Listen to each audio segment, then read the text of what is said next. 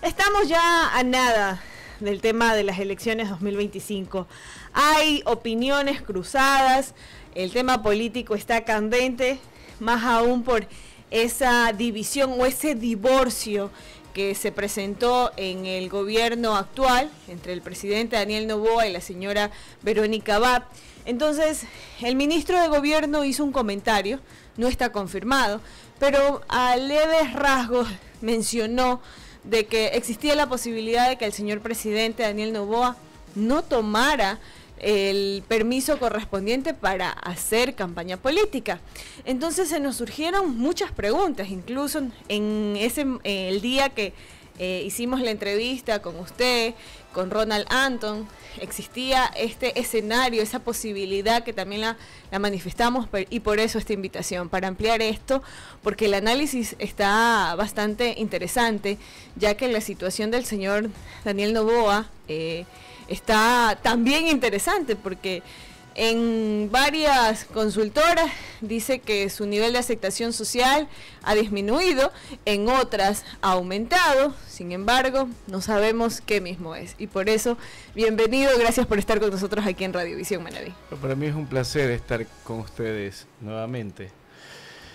Bueno, el Ecuador es un laboratorio político permanente. Eso tenemos que tenerlo claro. Les cuento una anécdota, ¿no? Un amigo consultor español estaba acá asesorando una campaña y empezó a hablar una que otra cosa sobre las campañas del Ecuador. Yo le dije, mira, tú acá vienes a aprender, porque España es aburrido, ya más o menos sabes lo que va a pasar. Ecuador es un laboratorio de análisis político, sociológico permanente.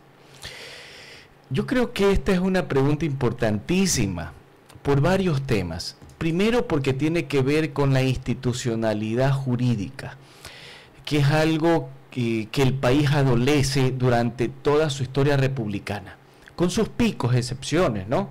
Hay temporadas donde la institucionalidad es alta y otras temporadas donde baja. Por eso es importante este tema. Ahora, el espíritu del constituyente, cuando discutió el hecho de que las autoridades tenían que renunciar previo a un proceso electoral de reelección, está relacionado primero con una conducta ética que se demanda de las autoridades. Es decir, si yo soy autoridad, tengo que renunciar porque o si no, no estaría dentro de una dinámica de ética y juego limpio frente a los otros candidatos. De eso se trata, ese es el espíritu constituyente. Por eso se legisló en ese sentido, para que haya un juego nivelado, un juego limpio nivelado. Imaginen ustedes una autoridad que está en funciones, ejerciendo el poder, antes pasaba y se dedicaba a inaugurar obras y planificaban justo inaugurar obras en tiempos de campaña. Y él estaba inaugurando obras mientras los otros contendores no estaban en igualdad de condiciones. Entonces ese es el espíritu de que existe esa disposición normativa. Pero por otro lado, eso contrasta con la realidad política. El realismo político nos deja a nosotros en claro de que esta es una lucha por el poder político. Y por eso ahí radica la importancia de las instituciones. Para que no hayan excesos, la institucionalidad es la que tiene que poner límites a los posibles excesos, ¿no? ¿Está contemplado o no contemplado esto en la ley? Totalmente, está contemplado. Y si está contemplado, ¿tiene que aplicarse la ley o se la puede evadir? Lo lógico es que se aplique la ley. Sin embargo, hay ciertas interpretaciones antojadizas porque también es un momento sui generis, puesto que fue la primera vez que se implementó la muerte cruzada y el presidente actual está cumpliendo el periodo de otro presidente. Por tanto, no hay un dato que especifique este tipo de casos. O sea, por allí se puede acoger de estar tratando de interpretar a la manera. Sí, pero insisto, ¿no? Lamentablemente el derecho tiene que ir evolucionando siempre, y eso a veces, cuando los actores políticos ven una pequeña fisura, quieren aprovechar esas pequeñas fisuras para aprovecharlo de la manera que mejor les convenga y les beneficie, ¿no? Allá iba mi pregunta, la falta de presencia del presidente dentro de este espacio de promoción electoral permitiría a los partidos opositores tomar ese protagonismo en la narrativa. Entonces, para él vendría siendo una pérdida de visibilidad en la conexión del electorado. Porque como presidente de la República, entiendo, y usted es el experto, él no podría decir o hacer campaña política. Él tiene que regir exclusivamente a cumplir sus funciones como presidente. No. A ver, el presidente no es que no deja de hacer campaña. Cuando una autoridad, llámese alcalde, presidente, que va a una reelección, lo que hace es que se dedica 100% a la campaña y no utiliza la estructura pública para promocionarse. Esa es la diferencia. Por eso es la licencia. Por eso es la licencia, exacto. Pero al no tener licencia puede pecar o caer en ese vacío. Evidentemente, sería regresar a una posición antiética donde no hay un juego limpio y nivelado para los demás actores. Aprovecharía todo el aparato del Estado para hacer campaña. La estructura estatal, los funcionarios que trabajarían para él, como ya se ha visto, ¿no? Y eso no implica de que vamos a suponer en el hecho no consentido de que él no se acoge a encargar la presidencia y él asume y comete el error de hacer campaña y de promocionar ahora, como usted decía, don Wilmer, y después, terminadas las elecciones, un supuesto de los casos también, él gana. ¿No está sujeto a que por ahí se busque la revocatoria, se busque de que no está dentro de la ley enmarcada esas elecciones? Bueno, en principio él está obligado, al igual que todas las autoridades. Existe una obligatoriedad frente al tema, ¿no? Ya, en términos de sanciones, habría que ver cómo actúan los entes de control. En este caso sería el Consejo Nacional Electoral y el Tribunal Contencioso Electoral. Ellos tendrían que ejercer acciones de control previo. Acá el riesgo es que no se haga el control previo, sino que se lo deje que cometa la falta y luego se haga el control posterior. Entonces, lo que yo creería es que la discusión en el Ecuador debe ser en torno a dos temas. Primero, que se respete la institucionalidad, lo que establecen las normas.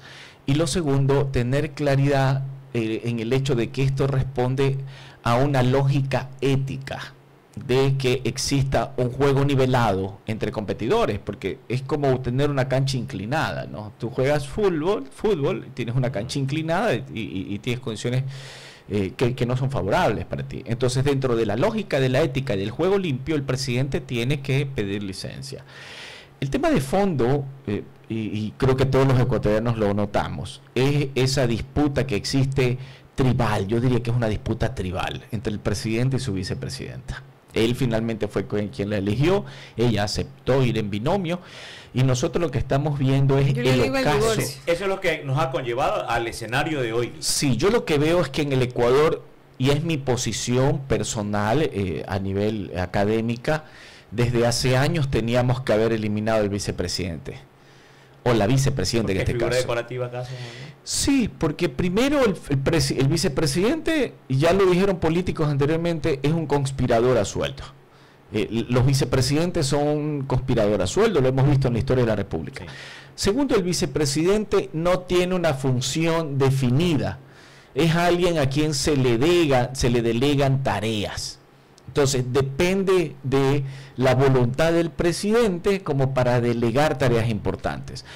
Más allá de lo que cuestionemos al diseño presidencial argentino, al menos en Argentina, el vicepresidente o la vicepresidente tiene la función de presidir un Senado. Entonces, tiene funciones constitucionales y tiene que rendir cuentas sobre esas funciones. Nosotros a lo largo de los años hemos visto, por ejemplo, en el caso de Moreno, cómo Moreno desbancó 2 presidentes. Y el tercero le renunció. Desbancó a Glass, desbancó a esta otra señora, que se me escapa el nombre, creo que ya nos olvidamos los ecuatorianos. Sí.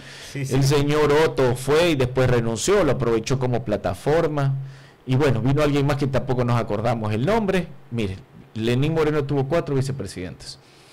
Vicuña, Alejandra Vicuña. Y lo mismo pasó con el señor Lasso, dijo que le iba a dar la competencia de salud, el señor nunca tomó decisiones sobre salud y todos hacíamos memes sobre si cumple alguna función o devenga el salario. Y ahora tenemos esta situación comprometida que compromete la institucionalidad democrática, este conflicto que ya se ha tornado jurídico, que todavía no tiene un desenlace cierto. Entonces es una figura que debería desaparecer desde mi posición personal, ¿no? ¿Desde cuándo usted considera, don Wilmer, que la figura de el vicepresidente o vicepresidenta perdió fuerza o perdió por... Yo no sé si percibo mal desde cuando Abdalá Bucaram fue derrocado y que no la dejaron asumir, por ejemplo, a la doctora Rosalía Arteaga. Sí, pero ahí hay ciertas lógicas, ¿no? En la época, por ejemplo, de Durán Ballén le dio mucho poder a Alberto Dajic. Y el desenlace fue tener a Dajic por los techos, regresó después con el correísmo y ahora es anticorreísta, ¿no? Y habla de todo. Dajic es experto en todólogo, es un todólogo, pero fabuloso. Yo quisiera tener esa capacidad intelectual de Dajic, ¿no? Después usted ve, por ejemplo, en la época de Bucaram, usted ya bien lo señala, y luego usted vio ya un vicepresidente, más allá de los cuestionamientos o aciertos y desaciertos. Glass tenía funciones. Él era responsable de los sectores estratégicos. Y luego vemos que ya no, o sea, depende de la voluntad de los presidentes y el proyecto político que tengan. Entonces, si vamos a tener una persona a quien los ecuatorianos le va a pagar y además le va después a dar un sueldo vitalicio, al menos debería tener responsabilidades bien definidas, ¿no? Entonces, para mí, la figura del vicepresidente o la vicepresidenta simplemente no tiene que ser erradicada, pero no tiene función alguna, ¿no? Y ese análisis lo comparto, pensándolo y reflexionándolo, porque usted tiene razón. Hasta ahorita incluso se comprueba porque le enviaron fuera del país y qué funciones tuvo, qué funciones está realizando actualmente. Tiene un juicio que se lo están aplazando y aplazando y aplazando, y así está pasando el tiempo hasta saber qué mismo va a suceder en el caso de la señora Verónica Bac. Pero en fin, aquí en los estudios de Radiovisión hemos tenido la participación de 4 candidatos presidenciales. Jimmy Jairala, la señora Andrea González, Carlos Rabascal, el señor Saquicela, Iván Saquicela, y mañana es muy probable que tengamos al señor Issa. Dentro de ello, mi pregunta es, algo que decía Jimmy Jairala, era que 6 de cada 10 dentro de su diagnóstico, porque hasta ahorita es el único que ha presentado un diagnóstico de electorado, y yo lo aplaudo porque ninguno tiene un diagnóstico, decía que 6 de cada 10 están divididos, nadie quiere saber de la política, nadie quiere saber de políticos, y eso lo aplaudo, pero también me genera dudas. Entonces, usted como experto en el tema, mi consulta es, ¿qué está buscando el electorado ecuatoriano para un líder en las próximas elecciones? Y me incluyo, porque yo decía, de los 6, yo soy la 7ª, porque en realidad la decepción y el hartazgo social es grande. Sí, yo creo, ahí hay 2 preguntas, en realidad. La primera tiene que ver con cómo se sienten hoy los electores. Efectivamente, los electores en el Ecuador cada vez sienten más hartazgo por la política, y estos niveles de hartazgo también están relacionados con la hiperpolarización política. La violencia política discursiva entre los políticos, eso ha aumentado los niveles de hartazgo. Lo segundo son las crisis que se van sumando una tras otra. Usted tiene 3 condiciones endémicas, y esto yo lo vengo indicando hace muchos años. Incluso hay una publicación que hicimos con la Universidad de Colombia entre varios interesados en estos temas políticos. Usted tiene 3 condiciones endémicas en Ecuador. Endémica quiere decir que son permanentes, características del territorio, y están ahí presentes de manera permanente, ¿no? La primera tiene que ver con la corrupción pública y privada, no solo corrupción pública, sino también privada. Porque si usted ve la cantidad de evasión tributaria y el vínculo público-privado, quien finalmente se beneficia de la corrupción pública son privados. Entonces usted tiene corrupción pública y privada, eso hay que tenerlo claro, no solo es una corrupción pública. La segunda condición endémica tiene que ver con la violencia, y esto yo lo vengo señalando desde el 2018. Antes de que exista pandemia, yo publiqué un artículo titulado Violencia como pandemia, donde explicaba tanto la violencia social como criminal, la violencia contra infantes, la violencia contra las mujeres. Hasta el 2016, el 55% de las muertes en el Ecuador eran por violencia social, no criminal. Somos una sociedad violenta, que además estereotipa, discrimina, somos racistas, somos localistas y regionalistas. Yo he sufrido discrimen desde la infancia.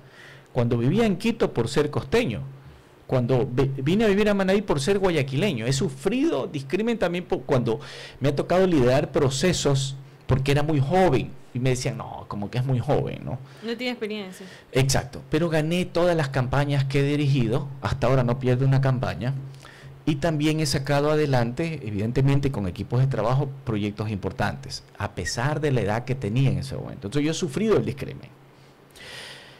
Y finalmente usted también tiene otra condición endémica que es la desigualdad. A esas condiciones endémicas usted le suma la violencia política permanente, donde los líderes políticos quieren trajes a su medida. Quieren trajes a su medida. Mira, me heredaron un large. No, que se ajusten las instituciones, porque yo soy medio.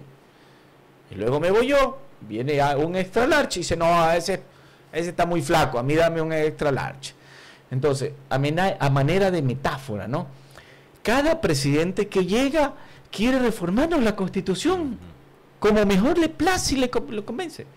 Y atentan contra la institucionalidad. Eso es grave.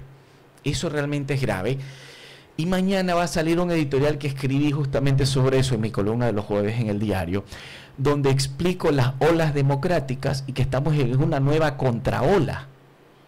Esta nueva contraola es la violencia política, la polarización, el surgimiento de la democracia digital con las redes sociales, la fake news, la construcción de la realidad a partir de la mentira. Todos esos elementos están poniendo en riesgo la democracia y elevan los niveles de hartazgo de los jóvenes especialmente. Y eso es lo que hace la respuesta. Esas son las bases para la respuesta a la segunda pregunta, que es lo que le decía a usted, Jairala. 6 de cada 10 están hartos. En realidad es más. Es más. Solo el 20% de ecuatorianos confía en sus instituciones democráticas. Que es poquísimo. Sí, poquísimo. Estamos hablando de que 2 de 10. Exacto. Y menos de 2 confían en la transparencia electoral. Entonces estamos en una situación crítica y cuando se habla de confianza interpersonal, solo 1 de cada 10 ecuatorianos confía en el otro. Entonces es un escenario bastante crítico y los políticos siguen contrariando y haciendo que ese escenario sea más agudo a través de la violencia política y su acción que rompe con las instituciones. Entonces en el Ecuador estamos en una situación democrática frágil hoy en día. Yo estuve en oposición frente a muchos temas de Lasso. Me pareció una gestión desastrosa, sin proyecto político, sin agenda social, sin agenda económica, sin agenda agroindustrial, sin una agenda geopolítica. Fue un gobierno realmente desastroso. Sin embargo, yo rescato algo de Lasso. Cuando Lasso es presionado por los otros actores políticos, Lasso recurre a una figura institucional y no rompe la Constitución, ni la institucionalidad. Yo creo que eso hay que reconocerle al señor Lasso. Y también, más allá de las críticas que tenga la muerte cruzada, estamos en el periodo de más larga institucionalidad en el país. Pero eso no quiere decir que las cosas no cambien. Porque estamos con todas estas condiciones como para que existan figuras de corte autoritario. Y la gente aplaude. La gente aplaude porque la política es muy emocional. Entonces, por eso necesitamos una élite de calidad que haga política de calidad, que no atente contra la democracia, que no atente contra las instituciones a través de sus discursos y sus acciones, ¿no? Eso no nos conlleva y nos tiene en esta situación, don Wilmer, por la pululación de movimientos y partidos políticos, porque derecha, izquierda o centro, pero hay tanto de derecha, tanto de izquierda y de centro. Estados Unidos es un país muy dentro de esas potencias mundiales con gran población, tiene demócratas y republicanos. Y acá, ¿por qué no justamente hacer ese ajuste? ¿Qué se necesita y qué se requiere? Esa es una pregunta importantísima. Mire, antes de que sea la Constitución del 2008, muchos movimientos de los que incluso participé yo, de la Corporación Participación Ciudadana hace muchos años, discutíamos en el año 2002-2003 sobre la necesidad de que se elimine el número excesivo de partidos. Y nosotros propusimos desde esa época, que se reescriban los partidos, es decir, borra y va de nuevo. Pero la corrupción está enquistada en el Consejo Electoral en algunos espacios. Y esto nace con Domingo Paredes, lo digo con nombre y apellido. En la época de Domingo Paredes arranca el borra y va de nuevo. Pero de un momento a otro, con Domingo aparecieron como 50 organizaciones políticas. Después con la señora Nubia Villasís, como 50 organizaciones políticas más. A ellos le llaman a eso democracia. Eso no es democracia. La democracia también tiene límites. Lo que tiene Estados Unidos son mecanismos para incentivar que hayan pocos partidos y desincentivar la proliferación. Pero en Estados Unidos usted en la papeleta a veces tiene 4 o 5 candidatos, pero como tiene, cada estado establece ciertos límites. Y no todos los partidos pueden cubrir las expectativas y las demandas de los 50 estados. Por eso es que, por lo general, los dos partidos más grandes son demócratas y republicanos, pero sí hay más candidaturas. Pero en todo caso no pasan de 3, máximo 5. Acá hoy tenemos 17. Es un desastre, por Dios. Pero porque eso se replica desde lo más pequeño hasta lo más grande. Desde el líder de barrio que se hace, que es un micro caudillo que nadie lo nombró, pero que es líder de barrio, hasta el caudillo de los sindicatos. Luego usted viene el caudillo de la parroquia, el caudillo de la ciudad. Todos son caudillos. Todos quieren tener su propio partido político, ser propietario, caudillo de su partido. Eso es el problema. Es que todo el mundo ve en la política como la manera de generar riqueza. Y ego también, y mucho ego. Ahora, ¿no será porque... No será, pero el mismo tema de pronto va a tener otra pregunta. ¿No será porque también hay asignaciones presupuestarias por parte del Estado para estos partidos políticos? Que hoy escuché, o no hoy sino en estos días, de que se trata de eliminar ese gasto electoral. Ya, a ver, sí, esa es una buena pregunta. A ver, permite explicar lo siguiente. Cuando Ecuador retorna a la democracia, la tesis mundial era que para fortalecer la democracia tenías que tener instituciones partidarias sólidas, consolidadas. Por lo tanto, se les asignó un presupuesto del Fondo Partidario Permanente. Ese fondo tenía como objetivo que los partidos capaciten y salgan nuevos liderazgos y se sostengan, porque los partidos son agregadores de demandas. Lo que los ciudadanos requieren, se supone que los partidos incorporan a sus planes de trabajo partidario y buscan representar a los ciudadanos. Esa es la lógica, representar a los ciudadanos frente al poder. ¿Ok? Entonces se lucha contra el poder. Luego se creó el fondo partidario, del fondo partidario nació otro fondo, reposición de gasto electoral. Ese fondo se lo modificó por uno de franja publicitaria igualitaria. Y les voy a contar esto. El padre del presidente, quizás usted no se acuerde porque es más jovencita, pero usted y yo sí. Cuando era candidato Alvarito Noboa, copaba todos los canales con su plata. Y no había presencia de ninguna otra candidatura. Por eso se inventó la franja publicitaria igualitaria. Yo fui parte de ese proyecto. Esos proyectos no nacen en los partidos políticos. Nace de la ciudadanía. ¿Por qué? Porque la idea era que no solo accedan a medios los que tienen grandes billeteras, sino que se democratice. Por tanto, la propuesta del presidente es demagógica. Si el presidente quisiera hacer algo real en ese sentido, debería eliminar el fondo permanente, pero previo a una discusión seria, porque usted también está poniendo en riesgo de que cada vez aparezca más dinero sucio financiando los partidos. Pues no se ha discutido esto con lógica, con racionalidad.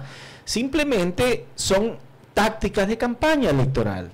Y a mí sí me preocupa, porque al final del día es un retroceso y es irresponsable. ¿Usted se imagina donde elimina el fondo partidario permanente? La mayoría de candidatos no va a tener acceso a los horarios AAA de medios, porque eso cuesta mucho dinero. Una campaña presidencial mediática requiere de al menos 2, 3, 4 millones. Pero adicional, lo que establece la ley es límites al gasto. Si usted borra eso, también está borrando probablemente el límite al gasto. Entonces usted va a tener candidatos que tienen 10 millones de dólares para gastar y va a tener otros que tienen 50,000. Entonces no hay juego limpio ahí y sería un retroceso. Ok. Y concuerdo mucho con eso, por eso mi pregunta iba a la par de ese tema. ¿Cómo influye actualmente la crisis económica en el panorama electoral actual? Bueno, usted tiene ahí, y eso es lo que complementa lo que les había dicho, ¿no? Estas condiciones endémicas. Condición endémica de corrupción, condición endémica de desigualdad y condición endémica de violencia. A esas condiciones endémicas usted le tiene que sumar la crisis económica que vive el Ecuador hoy y la crisis energética. Entonces, Ecuador realmente es un país que tiene muchas capacidades y bondades, pero voy a decir algo que se ha dicho muchas veces. Lamentablemente no somos bien gobernados y no tenemos una ética que quiera al país. Perdón, a una élite que quiera al país. Tenemos una mala élite como país. Tenemos liderazgos negativos que tienen apetito de poder y mucho ego en el Ecuador. Pero yo no veo una élite que se desprenda de ese ego y diga, oye, tenemos tantas crisis, sentémonos a conversar y hagamos que este país sea viable. Pero ¿cómo cambiar esas perspectivas? Más tanto no de los políticos que van en busca de una curul legislativa, de un sillón presidencial, si lo que decidimos somos el pueblo. Oye, ustedes me hacen buenas preguntas porque me permite explicar lo siguiente. Lo que usted acaba de decir, y evidentemente no es una ofensa, yo he escrito mucho sobre esto ya y lo he tratado de explicar, no es tan sencillo. Pero usted tiene, primero, los partidos políticos tienen el oligopolio de la representación y la participación política. Segundo, no hay elecciones primarias democráticas, esa es una pantomima. Y tercero, el voto es obligatorio. Por tanto, los ciudadanos estamos obligados a participar y a legitimar lo que se les ocurre a las organizaciones políticas monopólicas y votar por quienes ellos decidieron que debamos de votar. Por tanto, no hay una relación de causalidad entre quienes votan por quienes votan los ciudadanos. Es decir, dicho de otra manera, es una falacia de falsa causalidad decir que porque el pueblo que es A vota por el político que es B, el pueblo es culpable de la mediocridad y los robos y los saqueos del político. Me voy a meter en camisa de oncevar. Adelante. Ahora, en el tema de la selección del pueblo, muchos de los candidatos a la presidencia se va por el tema juvenil y no entiendo el concepto de que cuando van con su discurso a los jóvenes, van hacia las redes sociales, caen en el ridículo, hacer bailes, manejan unas situaciones terribles, pero yo no entiendo por qué si creen que la juventud es hacer el ridículo, no entiendo por qué lo asocian de esa manera. Entonces, ¿cómo afecta esa participación de ellos o la toma de decisiones de los jóvenes en temas de redes sociales? Y mi segunda pregunta, porque después se me va, el tema de la migración, no la podemos dejar desapercibida. ¿Cómo el voto en el exterior va a ser crucial en este proceso electoral, ya que muchas personas solo en este año han salido del país? Sí, son dos preguntas muy importantes. A ver, estamos en lo que les comentaba inicialmente, ¿no? En una democracia que también tiene que ver mucho lo digital y lo virtual. Ahora, la cuestión está en que cuando uno diseña una campaña y maneja una campaña, uno tiene que buscar respuesta emocional de los electores. En la búsqueda de respuesta emocional nacen también los excesos. El mismo Bucaram, por ejemplo, fue un ejemplo de campaña política de excesos, pero que conectaba con la muchedumbre.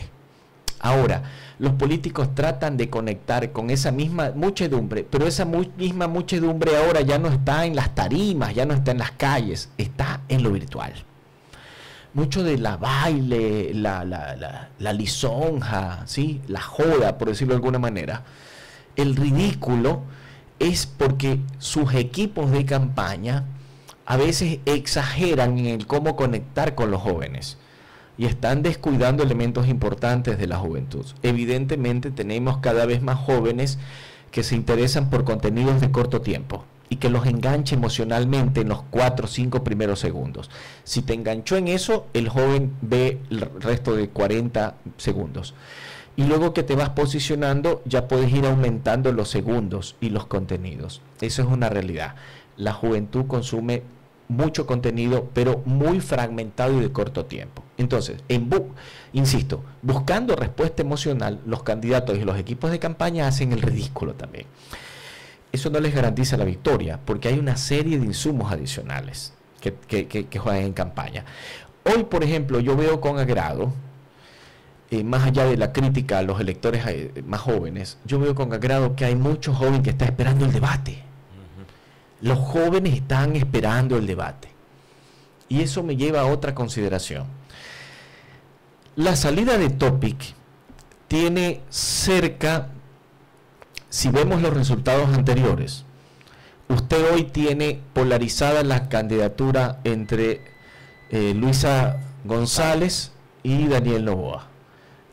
Pero, si vemos los resultados anteriores, usted tiene más del 40% de electores que están esperando a ver quién más puede salir. Por lo tanto, el presidente no está en segunda vuelta todavía. La única persona que está en segunda vuelta hoy es Luisa González, porque el correísmo tiene más del 30% de voto duro. No me invento nada. Estos son los datos de las primeras vueltas de los últimos 3 procesos electorales. Después de Correa, baja la aceptación de los líderes correístas y después de Moreno baja un poco más, pero se ha mantenido en más o menos el 33% de voto duro. Esto que usted lo dice será por lo que sucedió en el último proceso electoral. No me responde cuando justamente ya Daniel Noboa es el ganador de ese debate. Cuando no aparecía dentro de los candidatos, sí, como para pelear el sí, pero no solo fue el debate. Y ahí viene lo que tú comentabas con acierto. Tiene que ver con electores cansados de la violencia política también y del exceso de agresiones políticas que hay en campaña.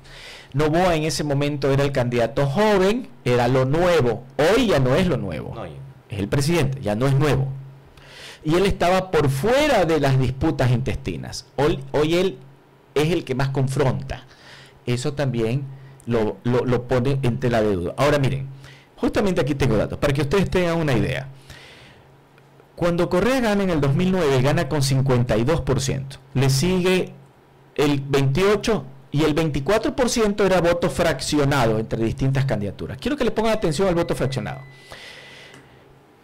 La segunda elección que gana Correa con una sola vuelta, gana con el 57%, le sigue el 22% y el voto fraccionado baja al 20%. Baja 4. Baja al 20%. Pero ese voto fraccionado sigue creciendo después de Moreno. Moreno pasa a la segunda vuelta con 39.4, seguido de Lasso con 28, y el voto fraccionado se dispara al 32%.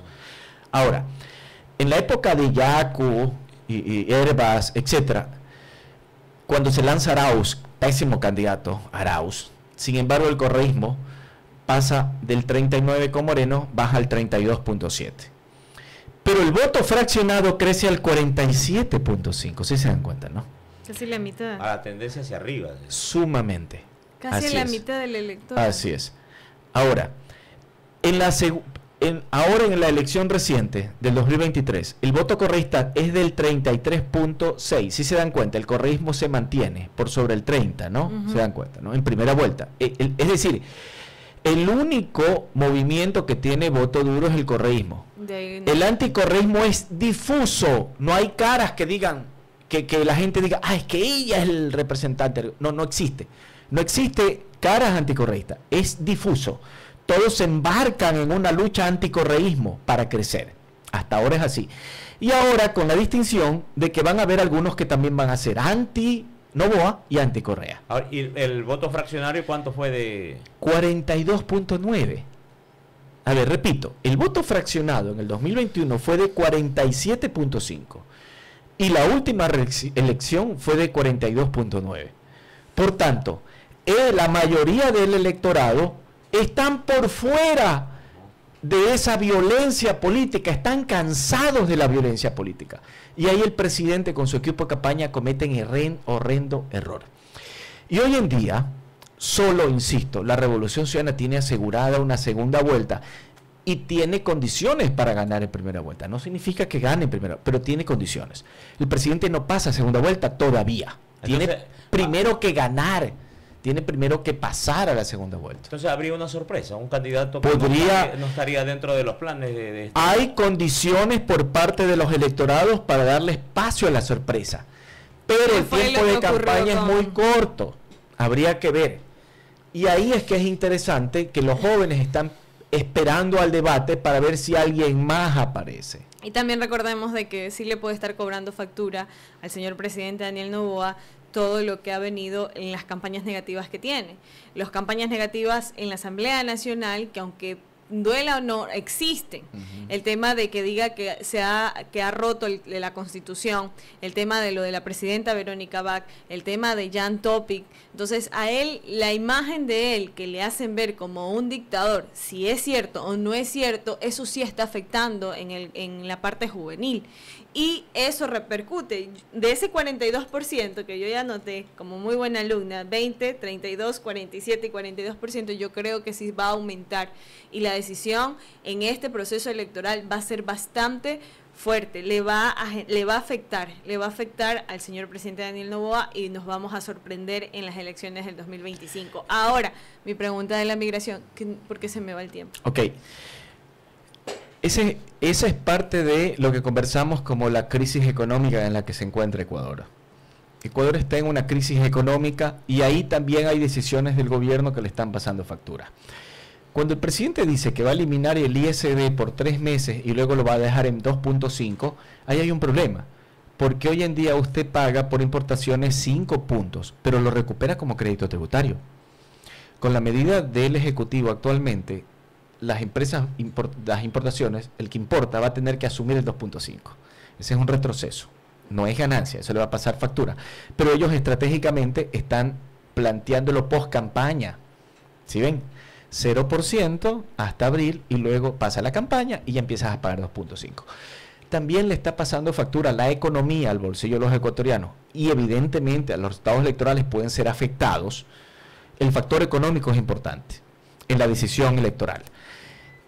El incremento del IVA y mantenerlo alto, el incremento del IVA, con una economía deprimida, eso es un problema, porque tiene que haber un equilibrio en la carga tributaria.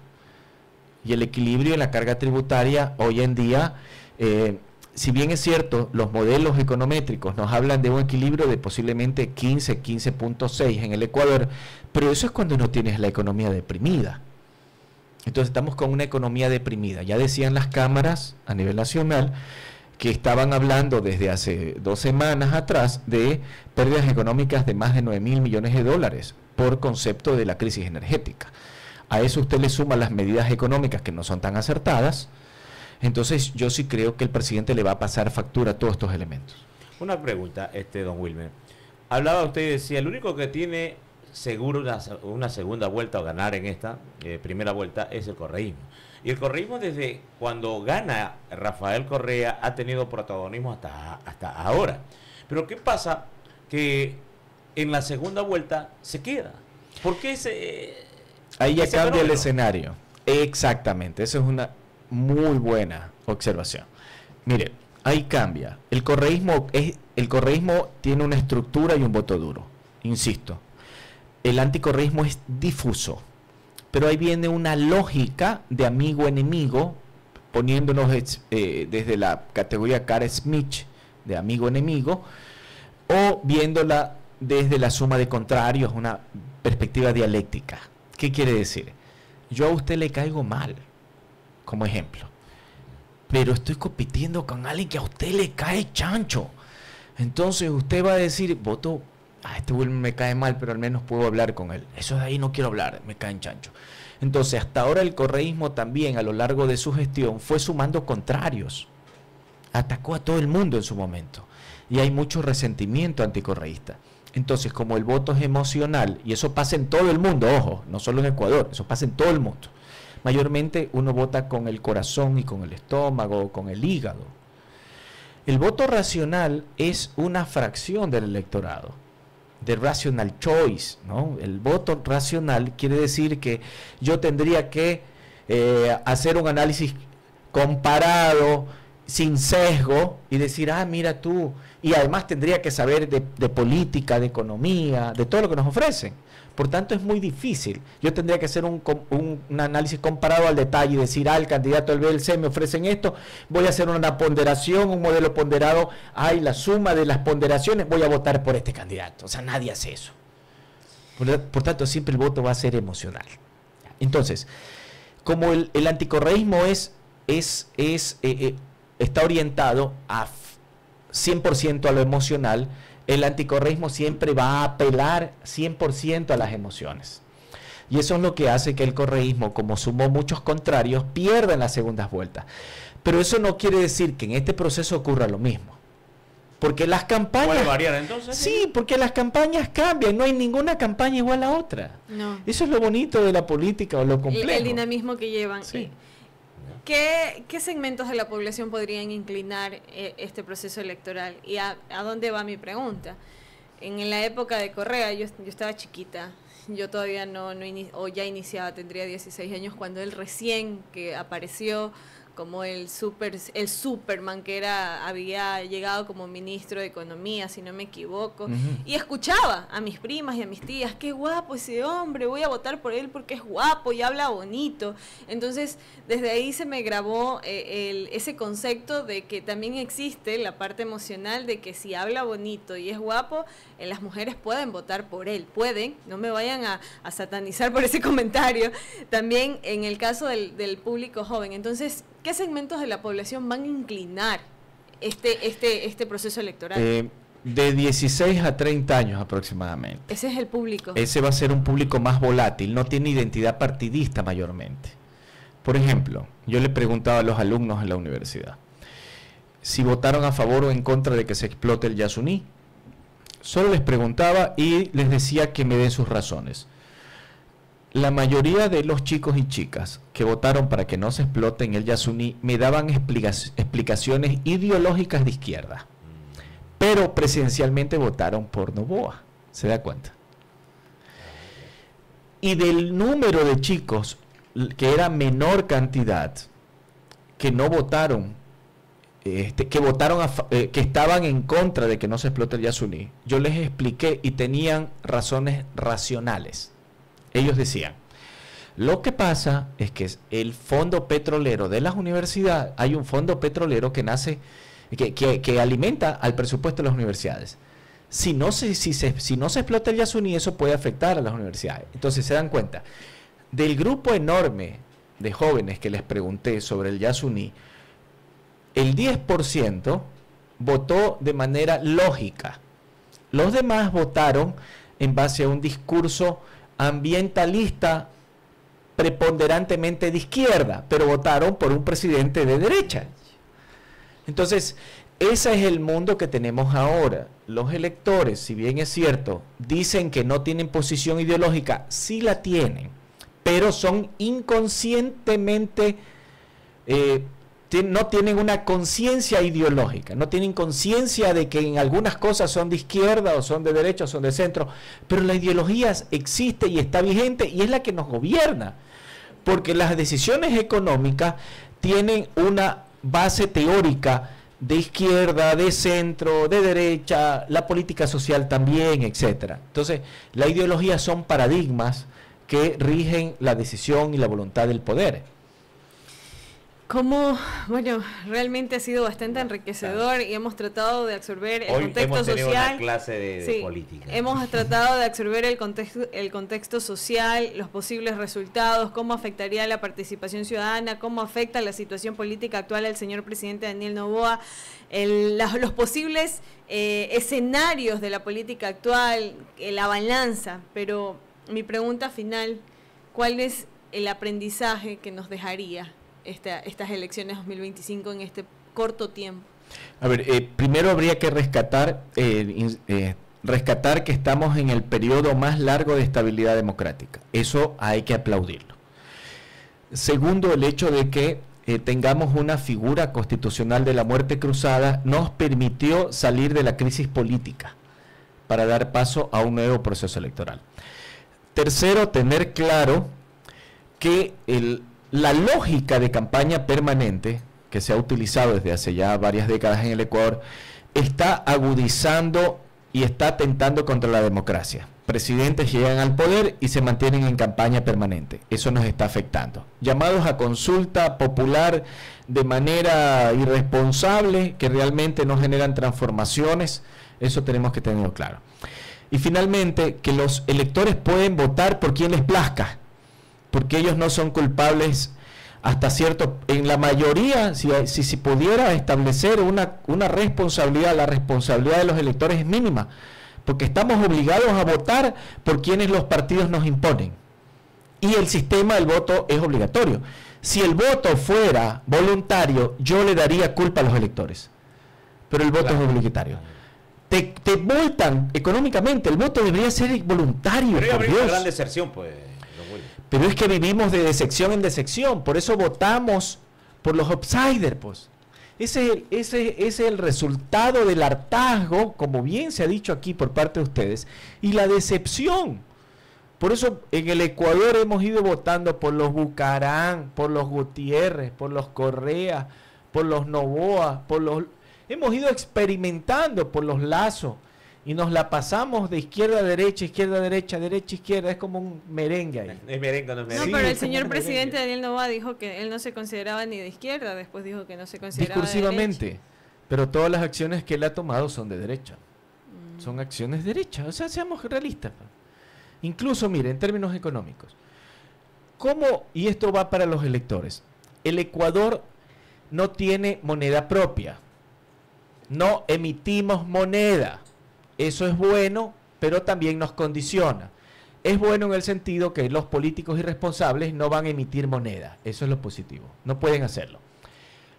Lo que tienen que tener claro los electores es que la economía se alimenta de las exportaciones, de las remesas de migrantes y de la inversión. Pero en Ecuador invirtieron 300 millones este año. Entonces no hay crecimiento económico a través de la inversión. Por tanto, el Estado también tiene que aportar a dinamizar la economía y punto. Y lo que hemos tenido desde el gobierno de Lazo hasta ahora es que el Estado no ha dinamizado la economía. Así de simple, señores, créanme, así de simple. ¿No? Aquí no hay nada que inventarse, esto es real. Y la pregunta de la cerecita del pastel, ¿le costará en caso de que no realice campaña el señor presidente? Sí la va a hacer, pero en balance y juego limpio. Sí la va a hacer. Y claro, porque él puede hacerla, en tanto y en cuanto tiene que irse con licencia, pero él va a hacer campaña. Lo que no va a hacer es usar la estructura del Estado para hacer campaña, pero ahí va a hacer campaña, igual que todos los candidatos. Muchísimas gracias. Con esa respuesta nos quedamos, Roberto. Y nos despedimos, realmente sí. Ha sido una lección, ¿sabe para quién? Más que todo para nuestros lectores. Un momento determinado, con esta entrevista, se hayan nutrido de mucho conocimiento. Realmente y yo tengo un poquito también. de mayor concienciación ciudadana en el momento de votar y justamente poner en práctica todo lo que usted ha dicho, don Wilmer. Las puertas de la radio siempre abiertas, por favor, venga, visítenos más seguido. Estamos en un proceso electoral donde nosotros necesitamos, o sea, parte de la responsabilidad de los medios de comunicación no solamente es informar, sino también permitirle a la ciudadanía educar y orientar a los oyentes. Nosotros no les decimos vayan, voten por tal persona, pero sí les damos las opciones para que usted, a través de su criterio, tenga las condiciones técnicas y pueda tomar la mejor decisión, porque dar un voto no es algo tan sencillo como ustedes lo creen, es de mucha responsabilidad, es quien va a tomar las decisiones del país entero y es por ello que debemos tomarnos muy en serio, analizar bien por quién vamos a elegir en este 2025. Realmente yo, como joven, quiero que se tomen buenas decisiones y que quien vaya a ser el nuevo presidente o presidenta del país sea alguien comprometido con los ecuatorianos y no que sigan en ese proceso de que nos tienen en ese hartazgo social, porque esa es la palabra y yo siempre la repito, nos tienen en ese hartazgo social que ya no queremos saber de políticas y eso no puede seguir siendo. Muchísimas gracias. A ustedes un abrazo y espero que hayamos contribuido a la deliberación con nuestros oyentes. Perfecto. Señoras y señores, vamos a cerrar las noticias.